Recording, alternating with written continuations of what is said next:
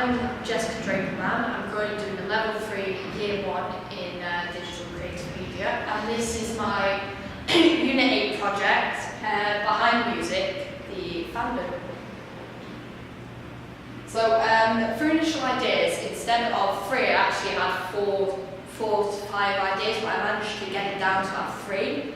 That was just based on some of them not being practical or some of the ideas not being developed.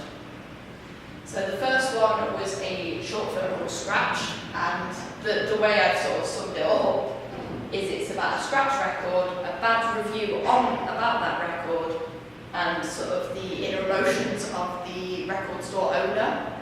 So it would be sort of comedy, it would be similar to short films I've seen, such as the Katie Universe, which was quite comedic in the way it was sort of set out, and also just in script writing as well. The second one was to do a documentary about the Behind Music, which was quite close to this idea, and it was to talk about how music connects people. Due to timing and practicality and stuff, I did have to change that idea to become the one that I presented to you today. But it's, personally, I think it's quite a strong idea. And then the third idea was to do a music video for a Blossom song. However, the issue was the amount of cast and crew that we needed and the amount of time I've actually got to do the project. It wasn't practical, and I didn't think that it was going to work out as well as it could do, just because of the length of timing. So the target audience for this. So the target audience is 16 to 25, just because there's some of the artists and some of the age of fans that I want to feature in the actual documentary. So I did some initial research. So when doing analysis, I found out that 36.21% of the 58 participants who did the survey were under 18, and 37.93% of the 58 participants were 18 to 25, which actually fits quite well into that age, into that target audience bracket and demographic that I've come up with.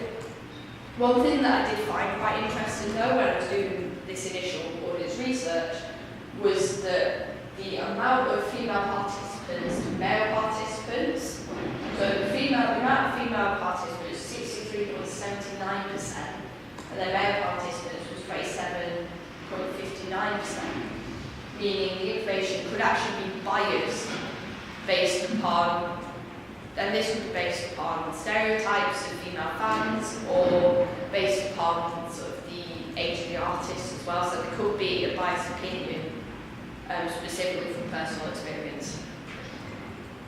So as you see here, I have sort of the figures and the charts to prove this information. So the idea for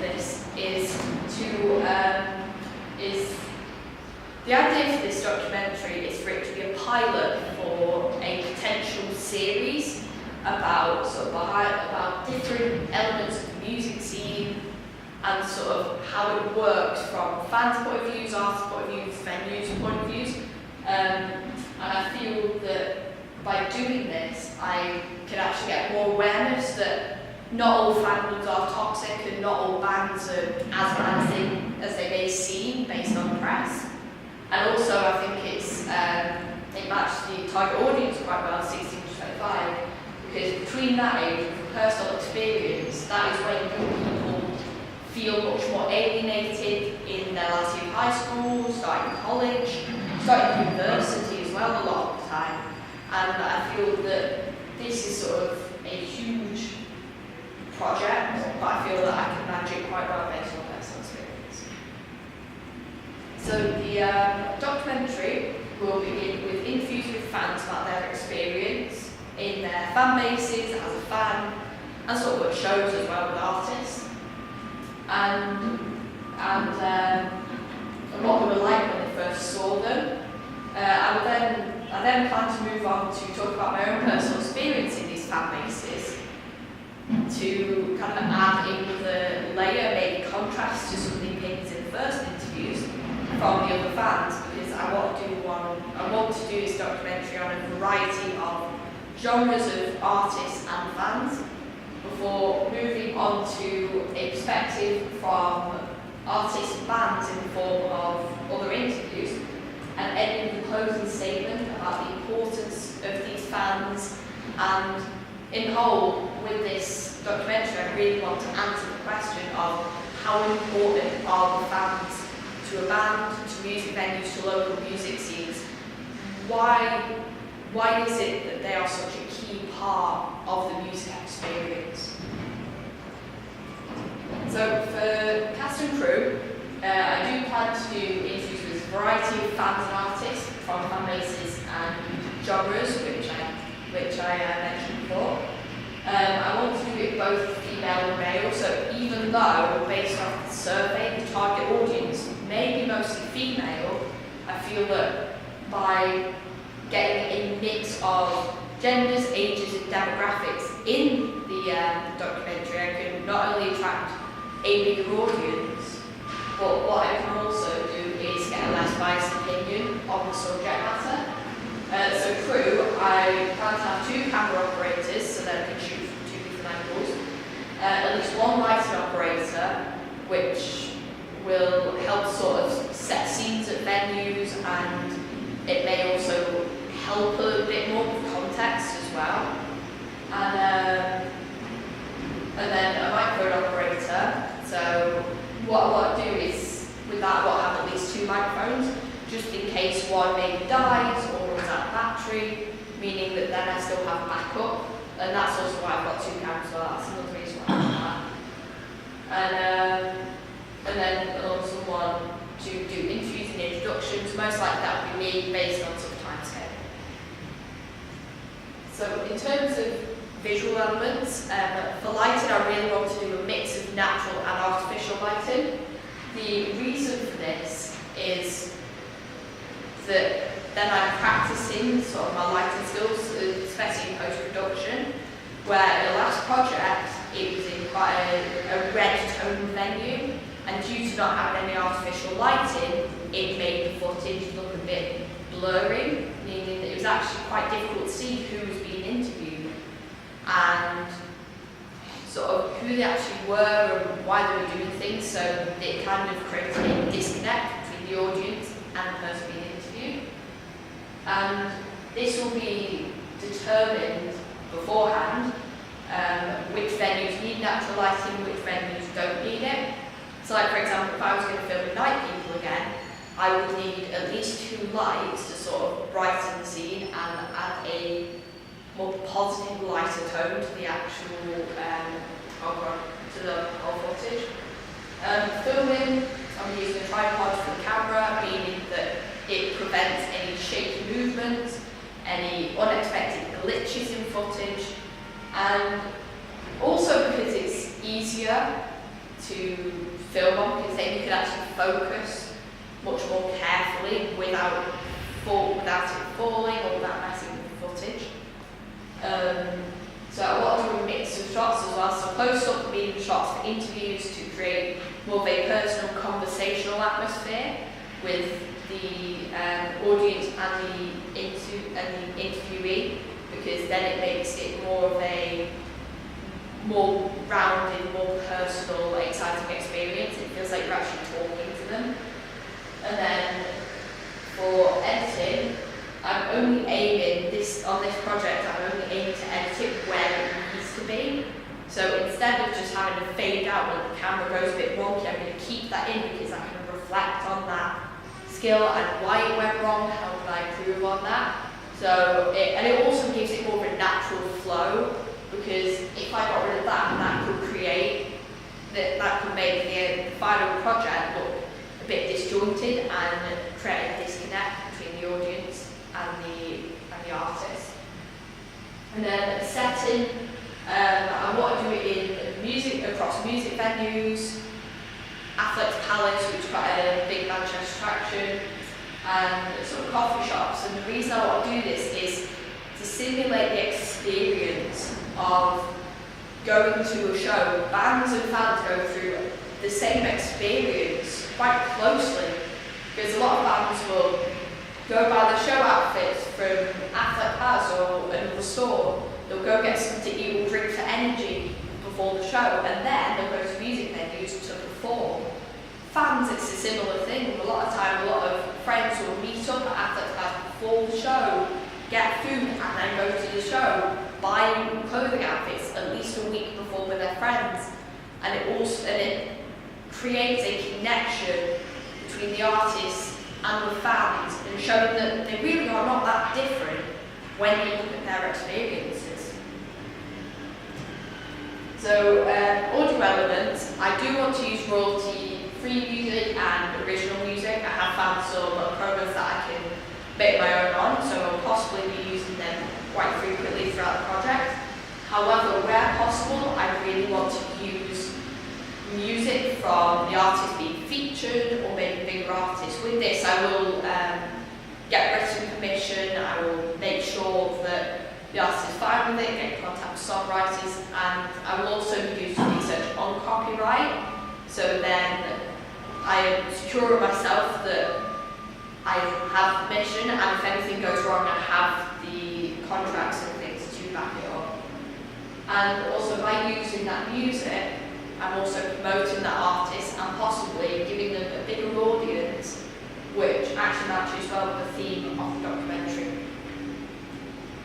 So the reason behind this is because I have such a personal experience with being a fan from high school, even now into college, and I've worked with artists as well, so it will be interesting to see how, as a reviewer now, how the fan experience has changed and how the band experience has changed over like the years the band's been together. And I feel that it would be good as well to show that a lot of people are not alone in their fan experience, and it's also to help break the stigma that fan bases are toxic, fan bases are obsessive. They're not obsessive, we just all have a love for the same thing, and actually that can create so many friendships and create a sense of belonging, which is so important for a young person in the modern world. So the skills for this include editing skills such as splitting, joining audio, adding music, adding sound effects where needed, research techniques such as writing my own primary research techniques, including case studies which I'll write my own, and questionnaires that I've created, and then secondary research, and sort of going into looking at books, magazines, articles. Specifically, there's one recently about meet and greets, which I can build on throughout the duration of the project, and also film techniques such as colour tone lighting, types of camera shots which I've already specified, and how they are used to change the tone of a product, and also to add an extra layer of something else. So, reference research. So what I really want to do specifically with reading books and articles, it can actually be inspiration for questions for the interviews, which can actually be quite important, and it also means that I can get the most information out that I need and bring the best information as well for the subject. So I have already specified the sort of equipment and stuff, but I do plan to film it at Jimmy's and Athletes Palace. Athletes Palace to show the fan experience. Jimmy's hosts a lot of new band sort of shows, showcases, and I feel that it's important to show how key the venues are as well, without having a full focus just on the venues in the documentary. So one thing I have considered is that by doing 4 interviews, if 2 people drop out, which I've had happen before, I at least have 2 other interviews that I can use, and I can still create that impact even though it's not as many interviews, and I'm still getting to hopefully opposite experiences from fans and the artists. So I'm hoping to do 4 interviews for fans and 4 interviews for bands, if not 2 interviews for each. And then I'm hoping to complete this project in about 3 to 4 weeks, That does depend on how long filming is going to take, if there are any issues in editing, which likely there could be. But this 3 to 4 week period includes the filming time, the editing, the paperwork, the research, and also a small bit of time to fix any issues in post-production, any missing items in paperwork, to spell check and grammar check all the documents to make sure they're all laid out properly, and if there's anything else I can answer them, then add to them, and that gives me time to develop the project to its best ability, rather than just sort of kicking back, relaxing, and just leaving it as it is. So I feel this will be quite a challenging project, as it is a lot of work to go into, there's a lot of venues to consider, and there's a lot of practicality issues that will need to be considered, including copywriting, music, speeches, videos, giving permission to photographers, and make sure I've got like videographies and things, and making sure that I'm showing where I've got my research from, and among other things. And I feel that I can do it due to having the accurate demographic, having a personal experience, and also having good connection with people who are being involved in the documentary. And that's my Unit A project. Any questions? Yeah, how do you visualise the opening sequence to this music video? So for the documentary, the way I've visualised it is it will start off with me asking someone, so what did it feel like when you first saw this band live? And I'm hoping possibly it would be an answer. One of the interviews where it's like, oh, it was amazing, and then it would cut to sort of gig footage, the credits of who's involved, sort of going over footage where you can actually see it. Also making my own music for it possibly, if need to be, seeing if the band will let me use their music with songwriters' permission. And then it will cut back to sort of the interview with that person, and then it will continue as I've said in the plan. Excellent. Are you getting any consent forms? What I'm going to do is I'm going to create quite a few forms for permissions for fans, and then if like the band breaks up or anything, if the band has a disagreement, or if anything comes across wrong, then I can say, well, this is why I've done it. And what I'll do is I will also keep in constant contact with the artists, with the fans, with the venues as well, if there are any cancellations, if anyone drops out. And I feel that then I'm actually having good practice in the fact that I'm communicating what's going on. And the band can't say, oh, we weren't told about this, because I'll have evidence, recordings, screenshots, videos of everything that I've done. Okay. What about locations? Have you considered locations and getting consent permission for locations, both locations I've already filmed at. So I've already filmed at Athletic Palace when I did my advert when I was in a group. And what did happen, we did have a situation where we didn't get permission, but it still let us film. So what I'm going to do this time is now I'm in contact with the owner and the manager of the venue and security team as well. So what I'll do is I will message them maybe a week or at least 2 weeks before, maybe 3, depending on sort of when the interviews will be done and timetables of people being featured. And Junie's I have already filled out, and I did get permission for that when they interview. So they do sort of already know my face, so they know what I do. So hopefully that will work in my favour, the fact I already know both venues. Okay, and for music, which are you using the band's music? So it will depend. So what I'll do is if I can get written permission from the songwriter, then what I will do is from the band as well, I will use that music. If not, I will make my own. There are programs such as Juke Deck. So when I did BBC Newsday, they showed us how Juke Deck worked, and said you can use at least 30 seconds of this, and then you have to pay the artist. But one thing I will do is I will try and use royalty-free and original music where I can, but I do feel it's important, especially the subject matter of the actual documentary, that I do use I do use original artists' music because then it sort of fits into the whole subject matter of the documentary. Okay, thank you.